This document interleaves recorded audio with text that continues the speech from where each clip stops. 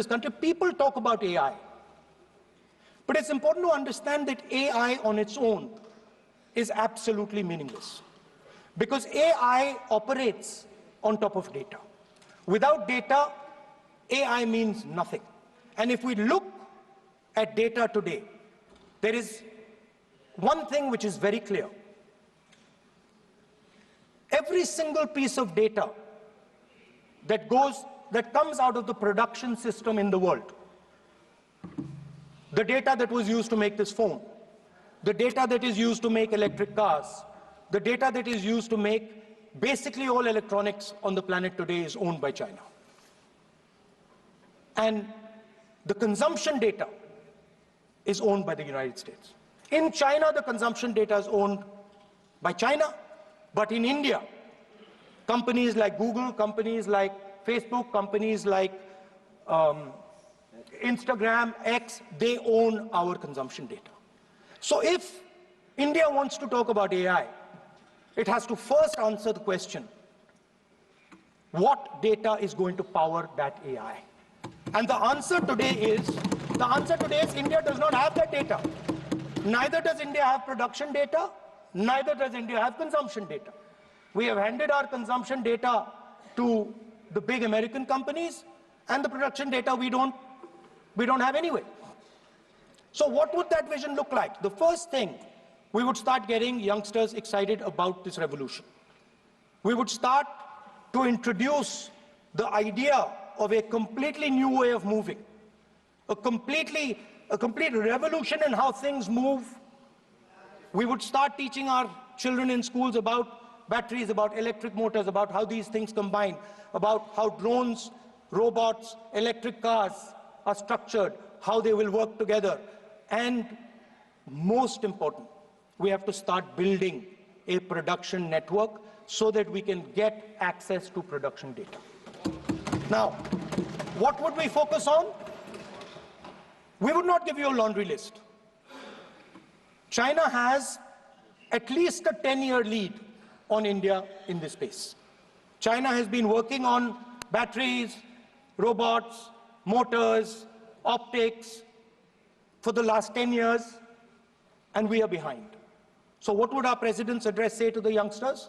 We will choose critical areas in each one of these technologies, and we will start to build capabilities in those areas. The second thing we would do, we would ensure that our banking system is not captured by 2 or 3 companies that basically do not allow you to build a production system. But our banking system is open, is dynamic, and is accessible to small and medium businesses and to millions and millions of entrepreneurs who want to take part in this revolution. Our foreign policy would take into account this revolution. When we talk to the United States, we would not send our foreign minister to invite our prime minister to his coronation. We would not send him 3 or 4 times, please invite our prime minister. Because if we had a production system and if we were working on these technologies, the American president would come here and invite the prime minister. So it is important to understand where a... Please.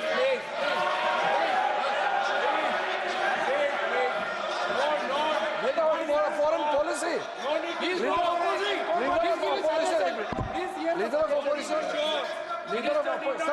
Leader of opposition cannot make such serious, unsubstantiated statements.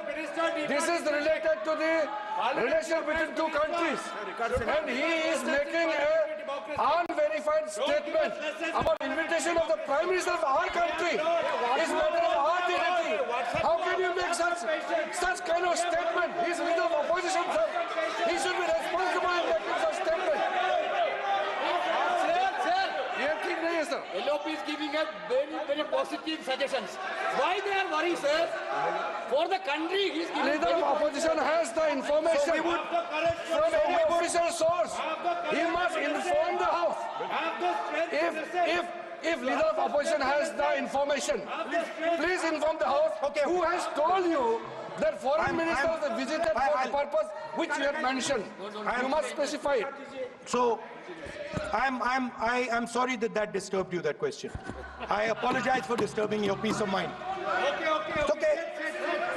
I've apologized. I've apologized for disturbing your peace of mind. I'm sorry. Apologize for lying to the house. ऐसा नहीं होता है. तो serious होना चाहिए leader of opposition को. कम से कम देश के मामले में तो एक हो. देश के मामले में तो एक वॉइस से बोलना चाहिए. ये गलत बात है. ये ठीक नहीं है. लीडर ऑफ अपोजिशन को इस तरह का बयानबाजी नहीं करना चाहिए. ये गंभीर विषय पर चर्चा चल रही है. So we would start by telling our young men and women that they have to be at the forefront of this revolution. We cannot afford that the Chinese are at the forefront of this revolution. Number one. Number two, we would ensure that the absolute best experts on these technologies would talk to our students, would talk to our youngsters and guide them on what a future, on what these future technologies are going to do. We would make them partners in this revolution. Now, we talk about defense. And today, we have the Chinese. And the Prime Minister has denied it. And the army has contradicted the Prime Minister. It's true. The Prime Minister has denied it. The Prime Minister has denied it. And the army has disagreed with the Prime Minister that China is sitting on 4,000 square kilometers of our land, of our territory.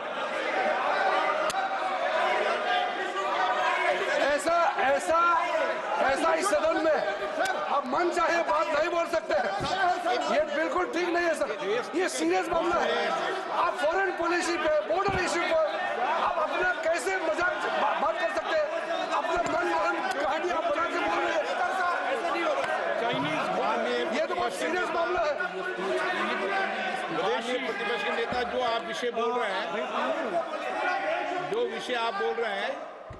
उसके तथ्यों को सदन के पटल पे रखना. आप पानी. अनुरोध है लीडर ऑफ अपोजिशन बोलिए, हम लोग शांति से सुनेंगे. ये आपका अधिकार है बोलने का, मगर आप मन चाहे ऐसा सीरियस इशू पे कैसे बोल सकते हैं. ये सीरियस मामला है. आप सदन में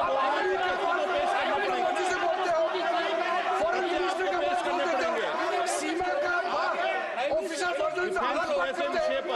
ऐसा मत बोलिए. ये देश के लिए ठीक नहीं है. आपको सीरियस होना पड़ेगा लीडर ऑफ अपोजिशन. ये गंभीर मामले को आप ऐसा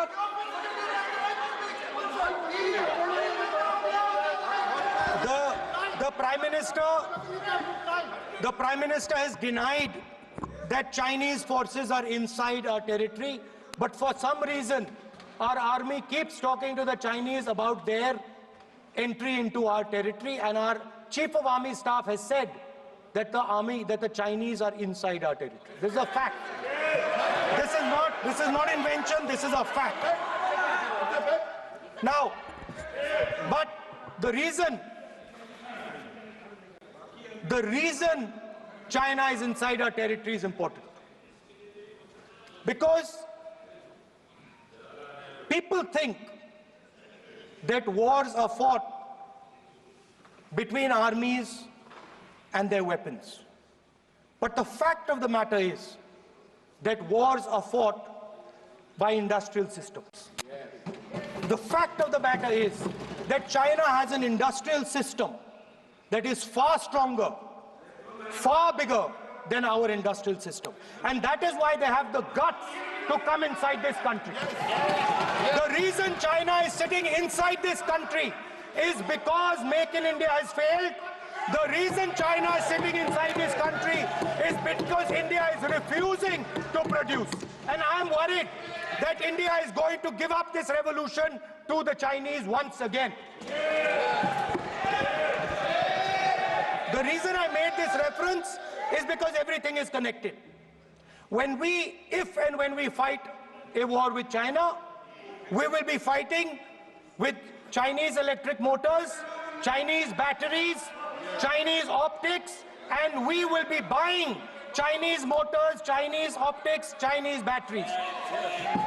It is a non-sustainable proposition. That is why for our security, for the future of our children, for the future of our country, we have to build a production system, and we cannot allow this revolution to go by. Now, the next step, we have a strategic partner called the United States. The partnership should focus on how India and the United States can work together to take advantage of this revolution. That is what the conversation should be on. Please understand that India is as important as the United States for the simple reason that they cannot build an industrial system without us. They cannot build a production system without us. No matter what they say, the Americans simply cannot do what India can do because their cost structure is much, much, much more expensive than ours. We can build things that the Americans would never imagine. India can do that. So that would be the first part of a president's address. We would talk to the youngsters in India and say to them, we want you to be partners in this revolution. We want to change the Indian banking system so you can have access to it. And we believe in you, we trust in you, and we believe you can take on the Chinese. That's the first part. The second part would be about participation. We have done a caste census in Telangana, and what we have found is shocking. Almost 90% of Telangana is either Dalit, Adivasi, backward, or minority. Almost 90%. And I am convinced that that is the story across the country. I am absolutely convinced that the OBC population of this country is not one less than 50%, possibly 55%. 16% are Dalits, 9% are Adivasis, 15% are minorities. Last budget, there was a photograph. You remember the photograph? Of course. वो मक्खन बांटने वाली, हलवा बांटने वाली photo. मैं हैरान हो गया कि इस बार फोटो ही हटा दी. हलवा खिलाया मगर दिखाया नहीं किसको खिलाया. Please. So at the center of any new development paradigm for this country, which runs parallel with the production paradigm I spoke of, which works together with the production paradigm I spoke of, is the participation of lower castes, OBCs, Dalits, Adivasis, in the wealth of this country. If we look at the largest corporates in this country, they're all owned. None of them are owned by OBCs. None of them are owned by Dalits. None of them are owned by tribals. If we look at the biggest media companies that support the Prime Minister, every day we see the Prime Minister's pleasant face, smiling face on these media. None of them are owned by OBCs. None of them are owned by Dalits. None of them are owned by Adivasis. This is the fact. So central to any new development paradigm is the architecture of a new paradigm. And that architecture of the new paradigm can only be built once the caste census is placed on this table. Because once the caste census is placed on the table, we will know exactly how much of this country's wealth, how much of this country's power, how many of this country's institutions are owned by 90% of this country. There are There are OBC MPs in the BJP.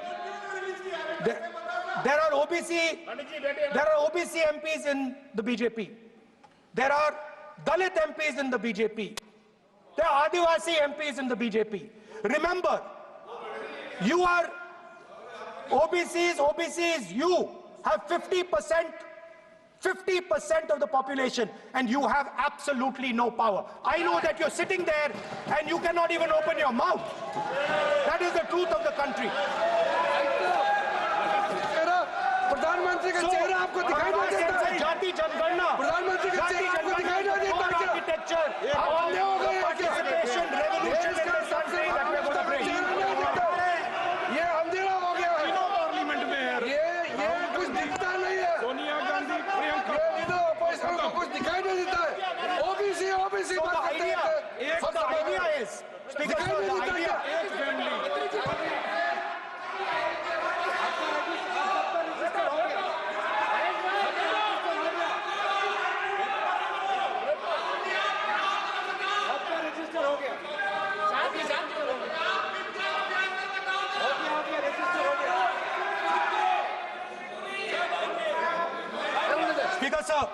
Speaker, sir. So the idea is, on one side, allow India and the Indian youngsters to participate in the coming mobility revolution. Allow them to participate in building robots, in building drones, in building electronic items, in building EVs. And on the other side, running parallel.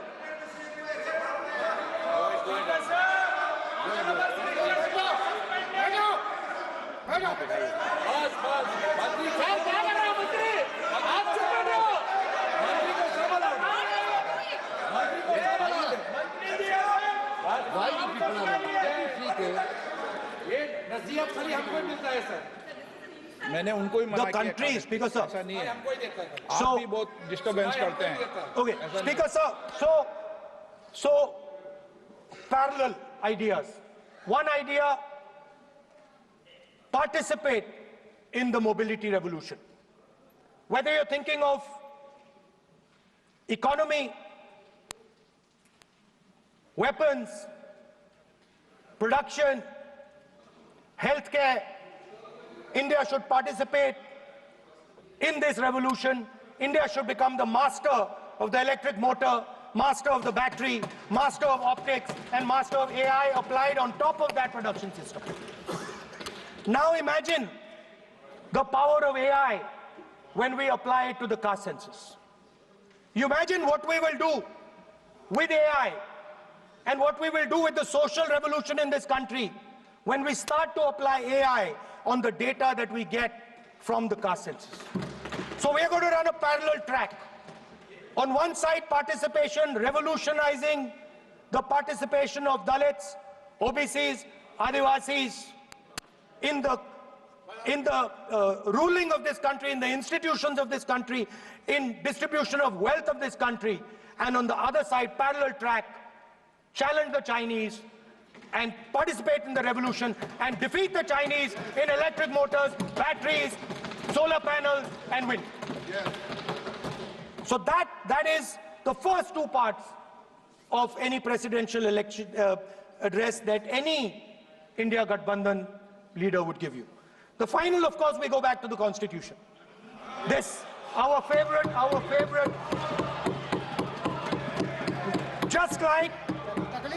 just like the production system is a weapon, just like Jati Jangarna is a weapon of transformation, this is what the entire architecture is built on. I remember before the elections, all of you were saying 400 par, and you were saying you would change this.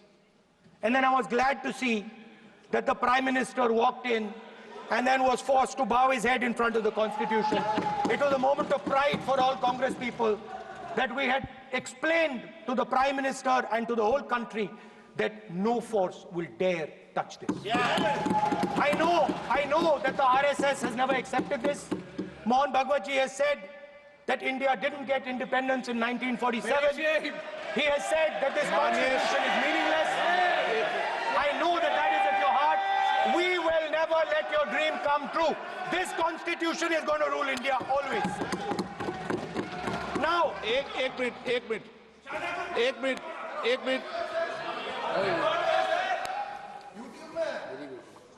आप प्रतिपक्ष के नेता हैं, मेरा आपसे आग्रह है कि जो विषय आप रखें वह तथ्यों के आधार पर रखें, उचित होगा। मैंने आपको पहले भी कहा, और जो सदन के सदस्य नहीं है उनकी चर्चा न करें। सर बताता हूं, सर मोहन भागवत आप ने नियम प्रक्रियाओं की पालन करें, आपसे अपेक्षा। सर मोहन भागवत जी ने स्टेटमेंट दिया। मोहन भागवत का सर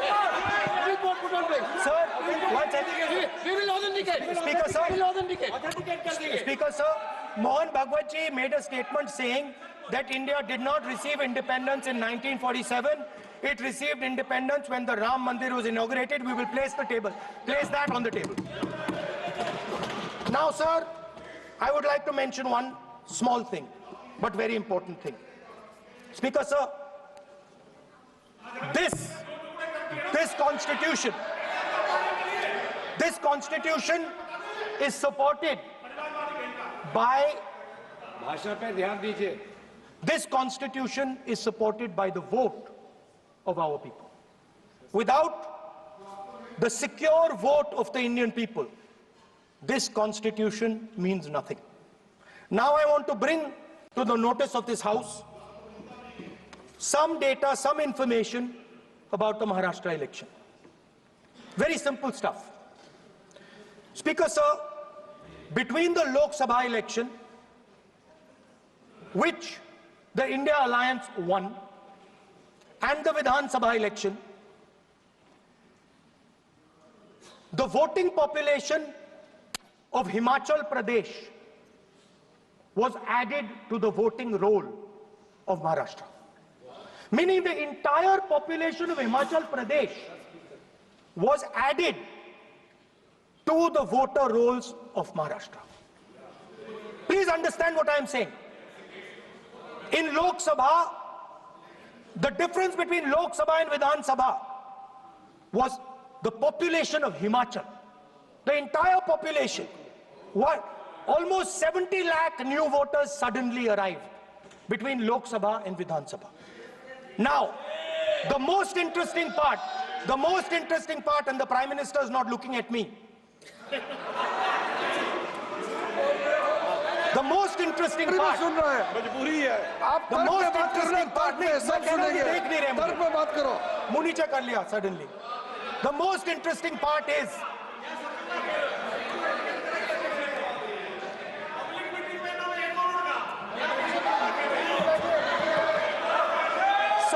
Sir, Maharashtra में more voters were added in 5 months in Maharashtra than were added in 5 years in Maharashtra. जितने 5 साल में ऐड हुए उससे ज्यादा 5 महीने में ऐड हुए, आखिरी 5 महीने में लोकसभा चुनाव के बाद। सर, एक बिल्डिंग है सर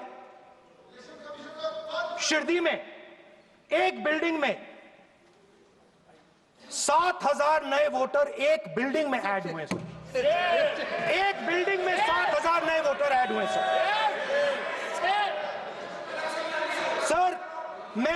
मैं कोई आरोप नहीं लगा रहा हूं, मैं सिर्फ ये कह रहा हूं सर कि ये इसमें कुछ ना कुछ प्रॉब्लमैटिक है कि हिमाचल प्रदेश जितने बड़े वोटर्स लोकसभा के बाद जादू से आ जाते हैं।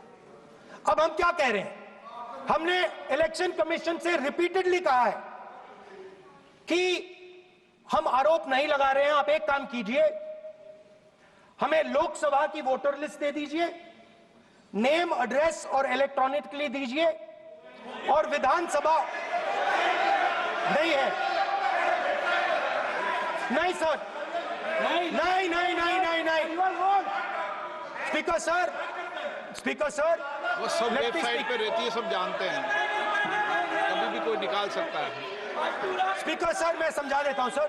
स्पीकर सर, वो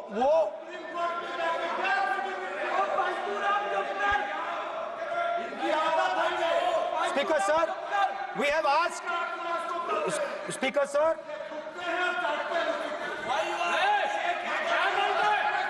Speaker, sir, we are asking this question. We are asking this. Speaker, sir. Population of Himachal Pradesh. Please. Population of Himachal Pradesh has voted. Extra has voted in Maharashtra. We are saying to the Election Commission, please give us the names and addresses and polling booths of all the workers in the Lok Sabha and all the workers in the Vidhan Sabha so we can calculate who these new workers are, who these new voters are. Interestingly, the new voters are mostly in the constituencies that the BJP has swept. Please understand, the new voters have been added mostly in the constituencies where BJP has swept. I am still not making an allegation. I am saying on the floor of the House that the Election Commission has to give the data of the Maharashtra elections to the Congress Party, to the Shiv Sena and to the NCP so that we can see exactly where these voters have been added, who has been subtracted, who has been added, where they have been added. This is not an irresponsible request. This is a very simple request for them to fulfill. The reason I am saying this, sir, is because the rules have been changed. This is not just said in isolation. Speaker, sir, the election commissioner used to be chosen by the Prime Minister, Leader of Opposition, and the Chief Justice. Sir, the Chief Justice was removed from that committee. Why? Why? This is a question, sir. This is a question to the Prime Minister. Why was the Chief Justice removed from the committee? Now, in a few days, I am going to go to the meeting. I am going to go to the meeting. There's going to be Mr. Amit Shah and Mr. Modi ji. And there's going to be me. 2 to 1. Why am I even going to the meeting? What is the purpose of me going to the meeting? I'm only going to the meeting to certify what Modi ji and Amit Shah ji are going to say. Right? Whereas if the Chief Justice was there could be a discussion. Chief Justice and Leader of Opposition could say, no, we don't agree. So, there seems to be a calculated strategy. Now, just prior to the Lok Sabha, the election commissioner was changed and 2 new election commissioners were placed. Yes. We know that the election dates were changed. Yes. We know that the elections were postponed. These are facts. These are not things I am inventing. So, in order to safeguard this constitution, the entire opposition requests the data for the Maharashtra election. We request the data and the electoral voter list for Lok Sabha and the corresponding list for Vidhan Sabha. And I am very confident that the Election Commission will not give us this information. Speaker, sir, that is broadly. So the third element of our President's address would be a determined defense of India's institutions, of our democratic system, and a re-look at our entire democratic framework, and the looking again at all the institutions that have been taken away from the people of India. So those would be the type of things that we would say in a presidential address.